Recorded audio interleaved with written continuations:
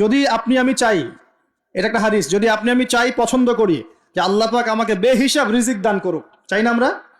রিজিক মানে সম্মান, জ্ঞান, খাবার, কাপড়, বাসস্থান, রিজিক, সবকিছু রিজিক। আমাদের সবকিছু রিজিক, জ্ঞানও আমাদের রিজিক, রিজিক না? সুস্থতা রিজিক না? খাবার, কাপড় চোপড়, বাসস্থান, সন্তান সন্ততি, স্ত্রী সন্তান, এগুলো কি রিজিক না? যদি আপনি চান রিজিক প্রশস্ত হোক, তাহলে একটা কাজ করবেন, একটা কাজ, সেই কাজটা হচ্ছে আত্মীয়তার সম্পর্ক বজায় রাখবেন। কি করবেন? আত্মীয়তার সম্পর্ক বজায় রাখবেন। আত্মীয়তার সম্পর্ক বজায় রাখার জন্য কিছু মৌসুম আসে, যেমন রমজান মাস একটা মৌসুম।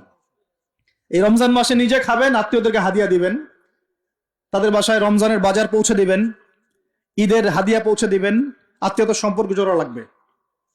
কোন কোন ক্ষেত্রে মাহফিলে দান করার চাইতে নিকট আত্মীয় পরিবারের পিছনে খরচ করলে বেশি নেকি হয়। বিশ্বাস করলেন না? মনে করতে পারে এটা তো আল্লাহর রাস্তায় ব্যয়, এর চেয়ে কি বড় ব্যয় হতে পারে? হ্যাঁ, হতে পারে। সবচেয়ে উত্তম ব্যয় হচ্ছে আপনার পরিবারের পিছনে ব্যয়। হালাল টাকা থেকে, হালাল উপার্জন থেকে যে ব্যয়টা আপনি পরিবারের পিছনে করেন, এটা সর্বশ্রেষ্ঠ ব্যয়। আর আত্মীয়দেরকে দান খয়রাত করলে বা তাদেরকে হাদিয়া দিলে দুইটা বেনিফিট।